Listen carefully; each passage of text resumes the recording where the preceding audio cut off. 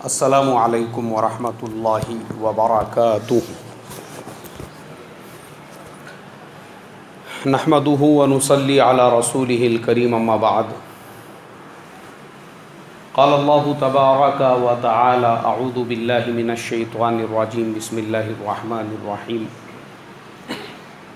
وقال ربکم ادعونی استجب لکم، صدق اللہ العظیم۔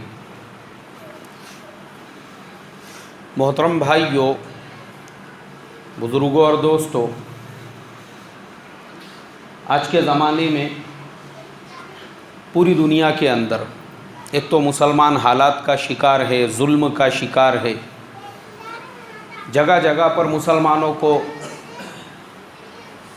ڈسٹرائے کرنے کی، ڈیمیج کرنے کی، دبانے کی کوششیں ہو رہی ہے۔ اور میں یہ دیکھ رہا ہوں کہ اکثر دعاؤں کی درخواستیں کی جاتی ہے، دعاؤں کے لیے کہا جاتا ہے، لیکن اس کے باوجود ہماری دعائیں قبول کیوں نہیں ہوتی؟ ہماری دعاؤں میں وہ اثر کیوں نہیں ہے؟ جیسے علامہ اقبال رحمۃ اللہ علیہ نے جو کہا تھا کہ دل سے جو بات نکلتی ہے اثر رکھتی ہے، اور پر نہیں طاقت پرواز مگر رکھتی ہے۔ تو ہماری دعا میں ویسا اثر کیوں نہیں ہے؟ میرے محترم بزرگوں، آج کے زمانے کے مسلمانوں کا پرابلم یہ ہے، اللہ کے نبی صلی اللہ علیہ وسلم کی سیرت اور زندگی سے ہم نے جس چیز کو لینا چاہیے تھا ابھی تک ہم نے اس کو لیا ہی نہیں ہے۔ ہمارے زمانے میں کیا ہو چکا ہے؟ اوراد، وظیفے، دعائیں، یہ اپنی جگہ پر صحیح ہے، ٹھیک ہے، لیکن اگر اللہ کے نبی کی زندگی کو آپ دیکھیں گے تو آپ کو دونوں پہلو کو لینا پڑے گا۔ کسے لینا پڑے گا بھائی؟ دونوں پہلو مطلب سمجھے کہ آپ میرے بولنے کا ون سائیڈ نہیں، آپ کو دونوں سائیڈ دیکھنا پڑے گا اللہ کے نبی کی زندگی کے، کہ اللہ کے نبی کی زندگی کیا تھی اور آج کے مسلمان کیا کر رہے ہیں۔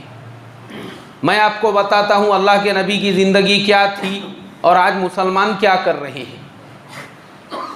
سیرت جو لوگ سننے والے ہیں، بہت سارے لوگ ہیں یہاں پہ ایسے ماشاءاللہ جو سیرت کے بیانات میں انہوں نے ایک جمعہ کو بھی ناغہ نہیں کیے، دور دور سے بیچارے آتے ہیں، اللہ ان کو جزائے خیر عطا فرمائے کہ پوری سیرت انہوں نے سنی ہوئی ہے۔ تو سیرت کے بیانوں میں بھی میں یہ بتا چکا ہوں اور آپ نے سنا بھی ہے، اللہ کے نبی کی زندگی دیکھو، مکۃ المکرمہ میں تھے تو ایک دن بھی اللہ کے نبی کا آرام سے اور سکون سے نہیں گزرا۔ جو 13 سال تک اللہ کے نبی نے مکہ میں محنت کی، مجھے ایک دن آپ بتاؤ، اس ایک دن میں اللہ کے نبی صلی اللہ علیہ وسلم کی زندگی میں سکون، چین، اطمینان ایسا ہے کہیں ایک دن میں بھی؟ ایک دن بھی نہیں ملیں گا آپ کو۔ وہ جو 13 سالہ زندگی تھی اللہ کے نبی کی، اس میں ہم نے سنا ہے بار بار، صفا کے پہاڑ پہ چڑھ کر آپ نے جب دعوت دی تو پورے مکے والوں نے آپ کی بات کو قبول کیا کیا بھائی؟ کیا کیا پھر؟ مخالفت کی آپ کی۔ جہاں اللہ کے نبی نے مکہ والوں کو جوڑنا چاہا، وہیں پہ ابو لہب اس نے کھڑے رہ کر مکے والوں کو توڑنے کا کام کیا، اور اللہ کے نبی سے یہ کہا ایسی فالتو باتیں سننے کے لیے ہم کو جمع کیا تھا، اس کے لیے تم نے ہم کو بلایا تھا۔ اللہ کے نبی کی بات کو رد کر دیا گیا، آپ کا مذاق اڑایا گیا۔ اس کے بعد ایک ایک دن آپ دیکھیں گے تو بیت اللہ کے سامنے نماز پڑھ رہے ہیں، اور ایسے وقت میں ابو جہل وہ لوگوں کو اکسا رہا ہے کہ دیکھو فلانی جگہ پہ ایک اونٹ وہ ذبح کیا گیا ہے، کوئی جا کے اس کی اوجھڑی اٹھا کے لے کر آؤ اور محمد صلی اللہ علیہ وسلم کی گردن پہ رکھ دو، ایک مذاق بن جائے گا، ہم لوگوں کو مذاق کرنے کے لیے ایک چیز مل جائیں گی، ایک بات مل جائے گی۔ تو سیرت کا بیان سننے والے جانتے ہیں اللہ کے نبی صلی اللہ علیہ وسلم کو کیسے کیسے ستایا گیا، کیسے کیسے پریشان کیا گیا۔ آپ کے بدن پہ اوجڑی رکھ دی گئی. آپ جس راستے سے گزرتے تھے رات کے اندھیرے میں اس راستے کے اندر کاٹیاں بچھائی جاتی تھی. رات کے اندھیرے میں آپ کے گھر پہ پتھر پھینکے جاتے تھے. یہ اللہ کے نبی کی زندگی تھی. اور دوسرا پہلو یہ تھا کہ اللہ کے نبی صلی اللہ علیہ وسلم رات کے وقت میں تہجد میں حرم میں آ کر بیت اللہ کے سامنے روتے تھے, گڑ گڑاتے تھے, اور اللہ تبارک و تعالی سے کیا کرتے تھے بھائی؟ دعائیں کرتے تھے. مکہ سے مدینہ آپ نے ہجرت کی, مدینہ منورہ پہنچ گئے. چلو اب مجھے بتاؤ, 10 سال آپ نے مدینہ میں گزارے, مدینہ کے 10 سالوں میں سے ایک دن بھی اللہ کے نبی صلی اللہ علیہ وسلم نے آرام سے اطمینان سے گزارا ہو؟ ایک دن. آپ کی 10 سالہ زندگی اگر آپ دیکھیں گے, ایک دن بھی آپ کو راحت کا, سکون کا, آرام کا, اطمینان کا نہیں ملا. آپ سوچو, مدینہ پہنچنے کے بعد, ابھی پہنچے بھی نہیں تھے مدینہ سے, مدینہ میں تو منافقین کے اندر کھلبلی مچ گئی کہ محمد صلی اللہ علیہ وسلم کو کیسے ستایا جائے. اب وہاں ایک گروہ تیار ہو گیا, یہود. دوسری طرف ان کی ایک جماعت کہ یہ نیا نبی ہمارے شہر میں کہاں سے آ گیا. اللہ کے نبی صلی اللہ علیہ وسلم کو مدینہ کے اندر بھی اللہ کے نبی نے مدینہ کو جب مرکز بنایا اور مدینے کو اپنا مرکز بنا کر اسی جگہ سے پوری دنیا میں جب کام کرنا چاہا, تو پھر مشرکین مکہ نے جب یہ دیکھا کہ محمد صلی اللہ علیہ وسلم مدینہ میں آرام سے ہے, اطمینان سے ہے, تو ان کو وہ بھی آپ کا آرام دیکھا نہیں گیا. 300 میل کا سفر طے کر کے کرز ابن جابر ایک جماعت لے کر آیا, اور اللہ کے نبی صلی اللہ علیہ وسلم کے جو اونٹ تھے اور مسلمانوں کے جو چرنے والے اونٹ تھے, ان اونٹوں کو وہاں سے بھگا کے لے گیا اور چرواہے کو قتل کر دیا. کھلا ہوا چیلنج کہ اے محمد صلی اللہ علیہ وسلم, اگر تم مکہ چھوڑ کے مدینہ میں بھی جا کر رہو گے تو ہم تم کو مدینے میں آرام سے رہنے دیں گے کیا بھائی؟ مدینہ میں بھی نہیں رہنے دیں گے. اب اللہ کے نبی کی سیرت اور زندگی کو اگر ہم دیکھیں گے, اللہ کے نبی کا جو اسٹرگل ہے, جو اللہ کے نبی کی محنت ہے, آپ سوچو کہ مکہ سے آ کے مدینہ میں رہ رہے ہیں, یہاں پہ بھی آپ کو ستایا جا رہا ہے, اور مدینے پہ حملہ کرنے کے لیے پھر بدر کے میدان کے اندر اللہ کے نبی کو اترنا پڑا. 1000 پہلوانوں کی جماعت لے کر مشرکین مکہ پہنچ گئے مدینہ کو. اب مدینہ کے قریب جب پہنچے, اللہ کے نبی بدر میں پہنچے, تو اللہ کے نبی صلی اللہ علیہ وسلم کی سیرت میں آپ کو صرف دعا نہیں ملیں گی, بلکہ رد عمل ملے گا کہ اللہ کے نبی پہلے مدینہ سے باہر نکلے, اور باہر نکلنے کے بعد اللہ کے نبی نے اپنی پوری جماعت کو ان مشرکین مکہ کے سامنے کھڑے کیا.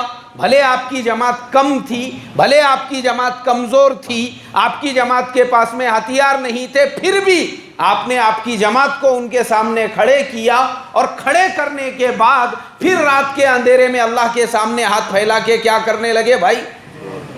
اس کے بعد دعا کی اور کہا اے اللہ, میرے بس میں تھا ان کو لا کے کھڑے کرنا, میں نے میرا کام کر دیا, اب ان کو کامیابی دلانا کس کا کام ہے؟ تیرا کام ہے. اگر تو ان کو کامیابی نہیں دلائے گا تو قیامت تک اس زمین پہ تیرا نام لینے والا کوئی باقی نہیں رہے گا. یہ اللہ کے نبی کی سیرت تھی. اللہ کے نبی صلی اللہ علیہ وسلم نے میدان میں نکل کر مقابلہ کیا, اور اس کے ساتھ میں کیا کی بھائی؟ اس کے ساتھ میں کیا کی؟ اس کے ساتھ میں دعا کی. یہ سنت ہے اللہ کے نبی کی. اور ہمارے زمانے میں لوگ وظیفوں کی اور دعاؤں کے میسج چلاتے ہیں, بھائی دعا کرو, یہ وظیفہ پڑھو, وہ کرو, خالی بیٹھے بیٹھے کرو. تم اللہ کے نبی کی وہ سنت کو زندہ مت کرو, خالی بیٹھے بیٹھے. مست اپنا عالی شان ناشتہ ہو چکا ہے, گرم گرم پراٹھے, اس کے اندر اصلی گھی میں تلے ہوئے, ملئی نہیں ہے کہہ رہے بولے ناشتے میں, لیا یہاں سے. حضرت کے لیے ملئی بھی آ رہی ہے, شہد نہیں ہے, شہد یہ نہیں چلتا میرے کو, کیا لایا, کہاں سے جام لایا, بولے یہ اٹھا اس کو. شہد بھی آ رہا ہے ناشتے کے اندر, ملئی شہد دونوں کو آپس میں مکس کر کے عالی شان ناشتہ ہو رہا ہے. 10 بجے حضرت نے خراٹے مارنا شروع کر دیے. حضرت ابھی دوپہر کا باقی ہے, بولے اچھا ابھی باقی ہے کہ دوپہر میں کیا ہے رے؟ بولے کھانے میں حضرت وہ آپ نے بولے تھے نا ران بھن کے لانے کا ہے، آرڈر دے دیے ہوا ہے، دوپہر میں آ جائیں گی بولے وہ بھی۔ اچھا آج مندی کھائیں گے بولے، وہ نہیں کہ مکہ مدینہ میں عرب لوگ کھاتے ویسے ہی کھائیں گے، اور پھر اس کے بعد وظیفے پڑھنے کو بیٹھیں گے بولے اپن۔ آپ مجھے بتاؤ ایسے وظیفوں کا اثر ہوگا بھائی؟ ارے مجھے بتاؤ نا آپ، ایسے وظیفوں کا اثر ہوگا کیا؟ اللہ کے نبی نے جو وظیفہ پڑھے تھے اور اللہ کے نبی نے جو دعا کیے تھے وہ کنڈیشن کیا تھی، وہ یہ مجھے پہلے آپ بتاؤ۔ بدر کے میدان میں اللہ کے نبی نے صحابہ اکرام کو مشرکین کے سامنے کھڑا کیا، اور اس کے بعد آپ کے لیے جو خیمہ لگایا گیا تھا اس خیمے میں آپ نے دعا کی۔ کیا دعا کی آپ نے؟ اے اللہ اگر تو نے ان کی مدد نہیں کی، یاد رکھ میرا کام کیا تھا؟ ان کو کہاں لا کے کھڑے کرنے کا؟ میدان میں نے ان کو میدان میں لا کے کھڑا کر دیا، ان کو کامیاب کرنا تیرا کام ہے۔ اگر تو نے ان کو کامیابی نہیں عطا کی تو قیامت تک تیرا نام لینے والا باقی رہے گا کیا؟ تو وہ جو دعا تھی نا میرے محترم دوستو، اس میں ایسا اثر تھا، اس دعا نے اللہ کے عرش کو ہلا کے رکھ دیا۔ کس کو ہلا کے رکھ دیا؟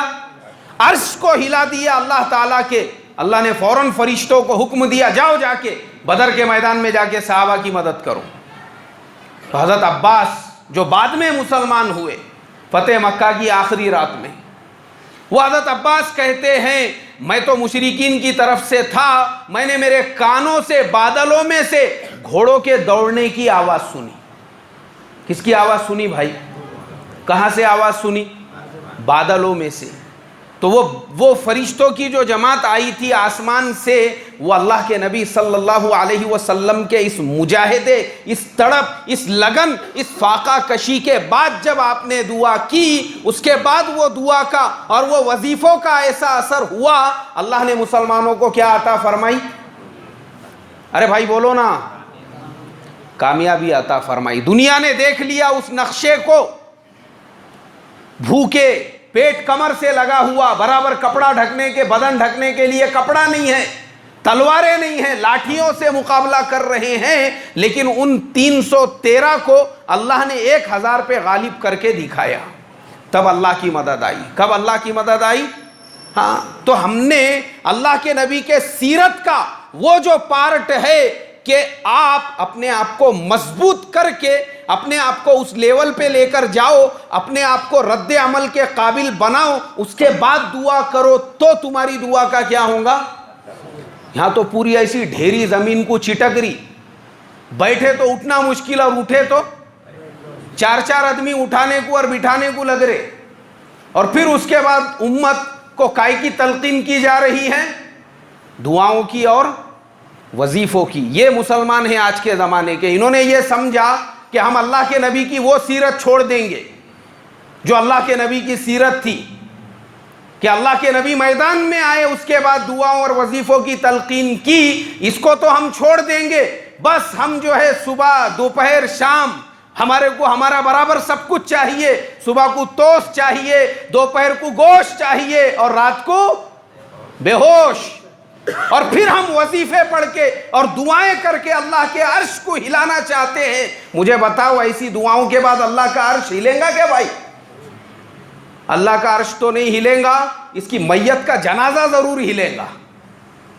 اللہ بولیں گے عرش ہلانے کو آیا؟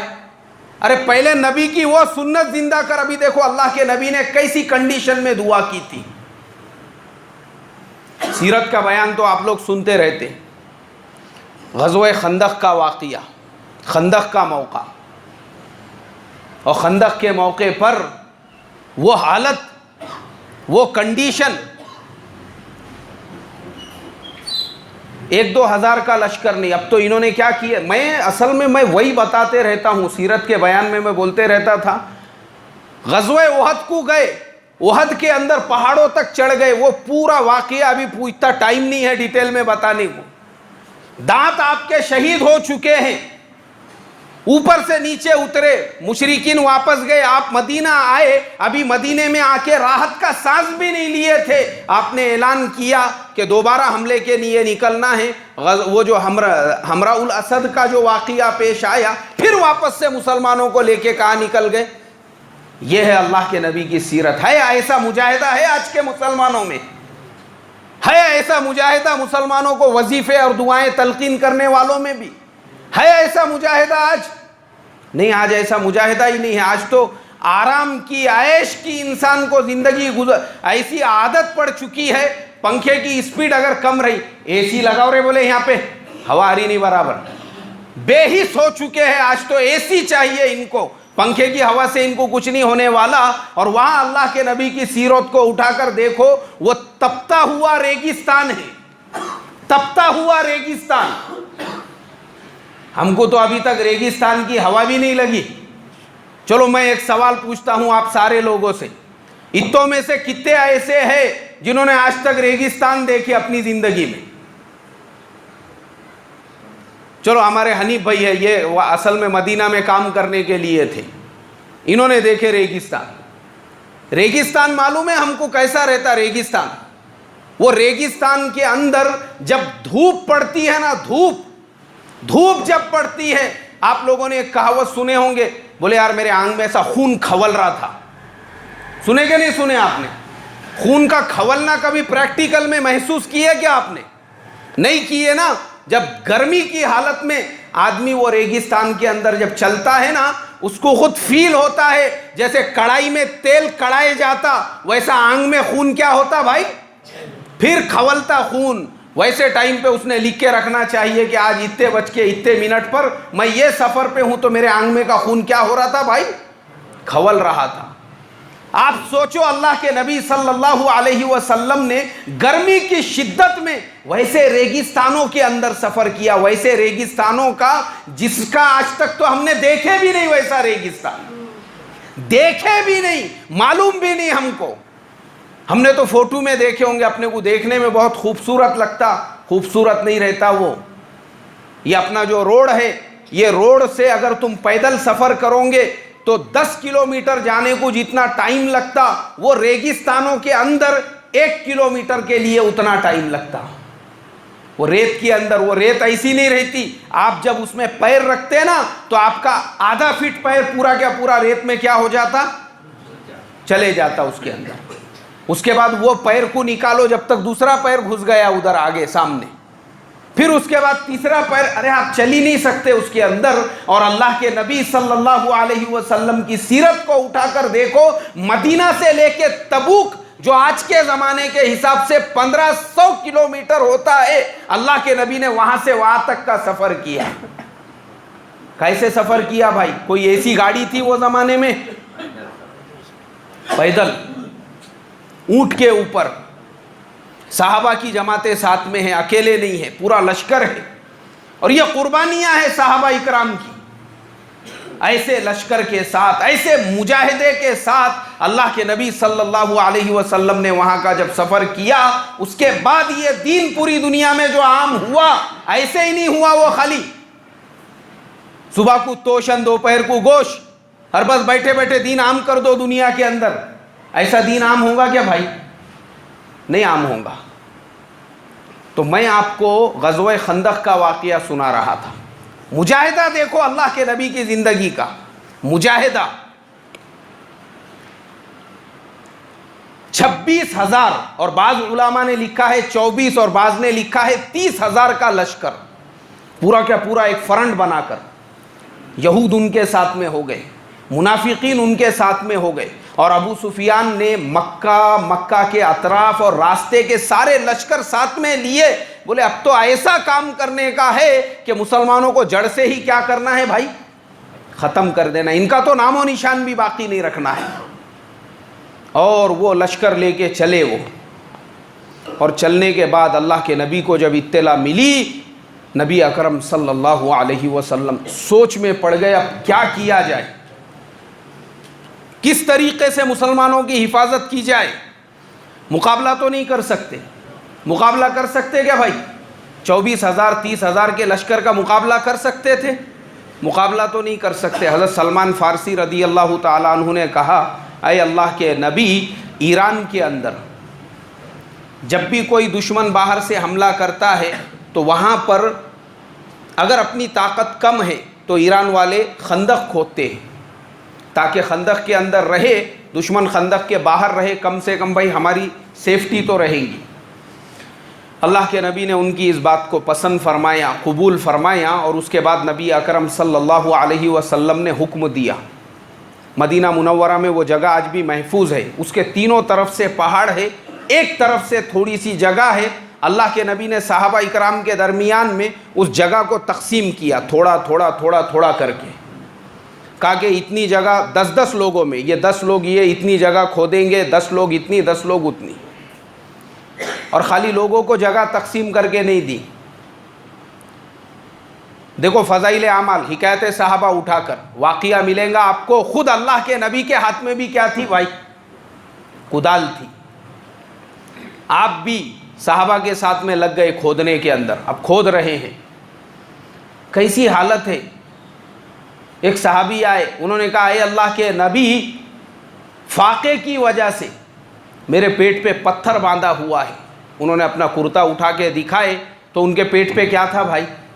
پتھر باندھا ہوا تھا۔ اللہ کے نبی صلی اللہ علیہ وسلم نے جب اپنا کرتا اٹھا کر دکھائے تو اللہ کے نبی کے پیٹ پہ کتنے پتھر باندھے ہوئے تھے؟ 2 پتھر باندھے ہوئے تھے۔ اور وہ 2 پتھر باندھنے کے بعد جو الفاظ آپ کی زبان سے نکلے اور جو دعائیں آپ کی زبان سے نکلی، ان دعاؤں نے اللہ کے عرش کو ہلایا۔ کس نے ہلایا بھائی؟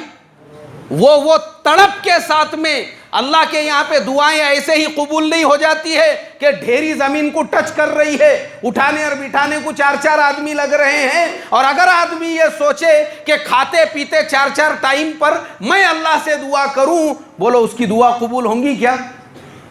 یہ اللہ کے نبی کی دعا ایسے ہی نہیں قبول ہوئی۔ ایک صحابی نے آ کر کہا، چٹان ٹوٹ نہیں رہی ہے، کدال اپنے ہاتھ میں لے کر اللہ کے نبی نے اس چٹان کے اوپر جب پہلا وار کیا، اس میں سے چنگاری نکلی۔ آپ نے فرمایا کہ اس میں سے اللہ تبارک و تعالیٰ نے مصر اور شام، اس کی بشارت مجھے عطا فرمائی ہے کامیابی کی۔ دوسرا آپ نے جب کدال مارا، پھر چنگاری نکلی، فرمایا کہ یمن اور فارس کے کامیابیوں کی اللہ نے مجھے اس میں بشارت دی ہے۔ تیسرا کدال آپ نے مارا اور اس کے اندر فرمایا اللہ تبارک و تعالی نے روم اور حبشہ کے کامیابیوں کی بشارت مجھے اس کے اندر دکھائی ہے۔ اور پھر جب چوتھا آپ نے مارا تو اس چٹان کو ریزہ ریزہ کر دیا۔ آپ سوچو اللہ کے نبی کی زبان سے نکلے ہوئے وہ جو الفاظ تھے وہ اس فاقے کے بعد تھے جس میں پیٹ پہ کتنے پتھر باندھے ہوئے تھے بھائی؟ 2 پتھر باندھے ہوئے تھے۔ تو یہ آج کے زمانے میں مسلمانوں کو اوراد، وظیفے اور دعاؤں کی تلقین کرنے والے ہیں۔ میں ان سے یہ کہتا ہوں، پہلے اللہ کے نبی کی سیرت کے اس رخ کو بھی اختیار کرو، اس پہ بھی آؤ۔ اللہ کے نبی نے اپنے صحابہ کو ٹریننگ دی اس زمانے کے اندر، دوڑنے کی، بھاگنے کی۔ صحابہ اکرام فرماتے ہیں اللہ کے نبی صلی اللہ علیہ وسلم صحابہ کے درمیان میں بھاگنے کے مقابلے لگاتے تھے۔ کائی کے مقابلے لگاتے تھے بھائی؟ بھاگنے کے مقابلے لگاتے تھے۔ کون صحابہ میں دوڑ سکتا ہے؟ اور آج کا مسلمان اتنا کمزور ہو چکا ہے، اس کے پاس میں دوڑنے اور بھاگنے کے لیے ٹائم ہے کیا؟ یہ دوڑنے اور بھاگنے کو تیار نہیں ہے۔ ایک مولوی صاحب کا میں نے بیان سنا تو وہ جوش میں ایسا اچھل کے کہنے لگے، ہم اس کو ایسا کر دیں گے، ہم اس کو ویسا کر دیں گے۔ میں نے کہا حضرت 2 کلومیٹر بھاگیں گے یار، پہلے اپن چلتے گے میرے ساتھ، رننگ کریں گے۔ میں بولا اپن پہلے، ارے اس کو ایسا کریں گے، اس کو ویسا کریں گے۔ طاقت ہے کیا تمہارے اندر؟ طاقت ہے کیا بھائی؟ ارے پہلے اپنے اندر طاقت پیدا کرو۔ ڈھیری زمین کو چٹک رہی ہے، کھڑے تو بیٹھنا اور بیٹھے تو اٹھنا مشکل ہے۔ آپ اپنی خواہشات کو چھوڑنے کے لیے تیار نہیں ہیں۔ ایک صاحب سے ملاقات ہوئی، بولے یار، میں نے کہا چائے پئیں گے؟ بولے نہیں، میں عام پتی کی چائے نہیں پیتا ہوں۔ میں نے کہا ٹھیک ہے، مسئلہ نہیں، آسام سے آرڈر دے کر منگائیں گے۔ نہیں، میں آسام کی بھی چائے کے پتی نہیں پیتا۔ بولے ارے میں نے بولا پھر کیا جنت سے منگانے کا؟ نہیں वहाँ की भी नहीं पीता। मैं बोला अरे फिर पीते कौन सी पत्ती तुम? बोले मेरी स्पेशल पत्ती है। उन्होंने कहा कि फुलानी जगह से आती है, 12,000 रुपये किलो रेट है। बोले उसका कितने हज़ार रुपये किलो? 12,000। 12,000 के चाय की पत्ती पीकर ये अल्लाह के अर्श को हिलाना चाहते हैं। हिलेगा क्या भाई अल्लाह का अर्श? अरे भाई बोलो ना, कहाँ से हिलेगा? ये मुसलमानों का तायुश है ये। और आज के ज़माने का मुसलमान ये कहता है हम बातिल का मुकाबला करेंगे। अरे पहले वो सुन्नतें लाओ, अल्लाह के नबी की वो सुन्नतें। अल्लाह के नबी सल्लल्लाहु अलैहि वसल्लम सहाबा इकराम को इस तरीके से दौड़ने की ट्रेनिंग देते थे, घुड़सवारी की ट्रेनिंग देते थे, तैरने के मुकाबले लगाते थे। काय के मुकाबले लगाते थे? तैरने के मुकाबले। अब हमारा इतना बड़ा मजमा है, अगर मैं इसमें से पूछूं कितने लोगों को तैरना आता है, तो अक्सर लोग ये कहेंगे बोले यार अपन अभी तक पानी के अंदर ही नहीं गए, तो अपने को क्या मालूम है तैरना कैसे होता है। ये आज का मुसलमान ये खाली हम तर्रे पने में, बयानबाजी में और भाषणबाजी में रह गए हुए। हम ऐसा करें, हम वैसा करेंगे, और 2 किलोमीटर भागने को तैयार नहीं है। देखो अल्लाह के नबी कैसे थे, अल्लाह के नबी का फिटनेस कैसा था। घोड़ा दौड़ रहा है और कोई वो घोड़े को काबू नहीं कर सकता। अल्लाह के नबी दौड़ते दौड़ते जाते थे, जंप मार के उस घोड़े के ऊपर बैठते थे और उस घोड़े को कंट्रोल करते थे। क्या करते थे भाई? और ये वाकया है, अल्लाह के नबी की उम्र जब 60 साल हो चुकी थी। कितने साल हो चुकी थी? हाँ, आज तो 45 साल में कुर्सियां पकड़ रहे लोग मस्जिद में नमाज के वास्ते में। 45 साल में क्यों? चिकन तंदूरी खा खा के गोश्त बहुत बढ़ा दिया। बोले यार मैंने खड़े नहीं रह जा रहा मेरे को। बुजुर्ग लोग अगर बैठे, अभी जैसे बुजुर्ग लोग बैठे हैं, कोई मसला नहीं है, बुजुर्ग लोग हैं, इनकी अपनी बीमारियां होंगी, मर्ज होगा, मगर मैं जब जवान लोगों को देखता हूं हैरत होती है मुझे कि इसको कौन सी बीमारी हो गई बोल के। और वहां अल्लाह के नबी 60 साल की उम्र में दौड़ते हुए घोड़े के ऊपर क्या कर रहे हैं भाई? जंप मार के उसको काबू कर रहे हैं। इसलिए मुसलमानों, खाली ये मैसेज मत चलाओ कि ये वजीफा पढ़ेंगे तो दुश्मन हलाक हो जाएगा और वो वजीफा पढ़ेंगे तो ऐसा हो जाएगा। अल्लाह के नबी ने उम्मत को सिर्फ वजीफे नहीं सिखाकर गए, बल्कि प्रैक्टिकल जिंदगी भी देकर गए कि तुमको ऐसा करके वजीफे पढ़ना पड़ेगा तो तुम्हारे वजीफों में और तुम्हारी दुआओं में क्या पैदा होगा भाई? असर पैदा होगा। नहीं तो 12,000 रुपये किलो के पत्ती की चाय पियोगे और ये समझोगे कि मेरे वजीफे से ऐसा हो जाएगा और मेरी दुआ से वैसा हो जाएगा। क़यामत तक भी नहीं होगा ऐसा। होगा क्या ऐसा? इसके लिए मेरे मोहतरम बुजुर्गों, दोस्तों, मैं आप तमाम लोगों से यही दरख्वास्त करूँगा, आज जो हालात चल रहे हैं, ऐसे हालात में हमने अल्लाह के नबी की ये सुन्नतों पे भी अमल करना चाहिए। जो दौड़ने वाली सुन्नत है, जो घुड़सवारी वाली सुन्नत है, जो एक्सरसाइज और वर्जिश वाली सुन्नत है और जो तैरने वाली सुन्नत है, ताकि वक्त पड़े तो हम अपने जान की क्या कर सके भाई? हिफाजत कर सके। करेंगे इंशाअल्लाह। अल्लाह मुझे आपको कहने सुनने से ज़्यादा अमल की तौफीक अता फरमाए। जिनकी सुन्नतें बाकी है वो पढ़ ले भाई।